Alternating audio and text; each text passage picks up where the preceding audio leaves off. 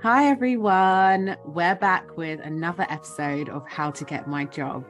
We sit down with amazing people within the design and product industry and ask them how their careers started, evolved, and what advice they have for those coming after them. Joining us today is Dorinda Kusi, a product designer who's worked with the likes of Cazoo, Numan and Lloyds Bank. Hi everybody, I'm good. How are you? Yeah, really good. As you can see, I got the polar neck out. No, the time is getting cold now.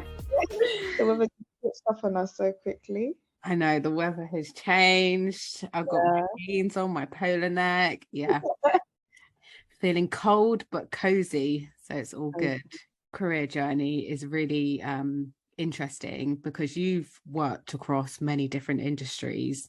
You started off in finance, Yes. went into automotive, went into wellness. So yeah, what would be really great to get from you today is just a bit more insights into how you made those transitions, any tips and tricks that got you there. And just to get to know a bit more about your journey as a product designer. So let me jump into it with the first question. How did you get your first job in product design? So I kind of stumbled into design, I would say. So I come from a legal background. So I actually started I have a degree in law. And growing up, I was like, yeah, gonna be a lawyer, very sure of it. That's what I used to tell people when they were like, what do you want to be? I'm gonna be a lawyer.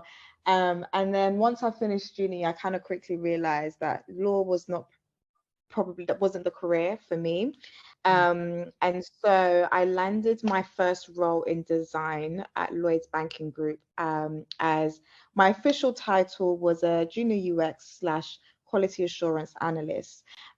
Even though it had like the UX in the title, it was very much in the quality assurance side. And so that was like the first time I was kind of introduced into the world of design and what UX is. And it was just it was a bit of like I didn't even know that this type of world existed, that design existed. And so I was introduced to things like wireframing, user flows, prototyping, user research. And it was really, really interesting. I think what enabled me to do well in that role was coming from a legal background, you're always analyzing. And so I had really good analytical skills, which really helps me to kind of essentially we're just picking up mistakes. So making sure whatever was done or was whatever the designer was designing, the documentation was as accurate as it could be before we rolled it out to like the main customer facing site or the Lloyd's site. So I was there doing that role for about 2 years. Then I progressed into a UX designer. I say UX designer because even though it was my title, I still didn't really know much about UX. It was kind of the years that I used to learn or get familiar with what UX was. So much more hands-on than what I was doing as a QA analyst. And I was working alongside like senior designers, so they would give me like the small projects to work on, whilst they took like the big chunky meaty problems that they were working on. So I was at Lloyd's for about just under 5 years. And even though I was introduced to the world of UX, I was still a little bit like, what is this? Like, it was still quite complex to me. I left, I was just like, oh, I still don't really understand what UX is. My job titles, even though they had UX in them, I didn't feel confident to go for UX roles because I just feel like I didn't have like a wide range of projects that I had worked on to say, oh, like I'm a UX designer and I can go for another UX role. And so I spent like a good year just figuring it out. And I took some time to myself as well to just kind of recenter because it was just a difficult year for everyone. Eventually I decided, okay, UX is the route that I know the most about, I have the most experience in. I know so many UX designers, and one of the things that I did was I did a lot of courses. So I did a course with the UX Academy, and there's just so many courses now, but at the time there wasn't many. So I did a course, just really upskilled myself and just, practice my skills, did like some side projects as well. And then I got a mentor. So I had a mentor who I would work with, like mostly like every day, basically, where we would just talk about projects that I've worked on, and building my portfolio, building my CV. So I got my first role as a product designer at Cazoo. So yeah, that's basically how I got into product design, or stumbled into product design. But yeah, I wouldn't change anything. I think it all happened the way it was supposed to happen. So yeah, No, I'm I here love now. that. And now that you've been a product designer, for a while now, what would you say are the most important qualities a product Mm. designer could You have? need to be a problem solver. You need to be someone who can solve problems, because essentially that's what you're doing. You're solving business problems, you're solving user problems. I would definitely say you need to be someone who's resilient as well.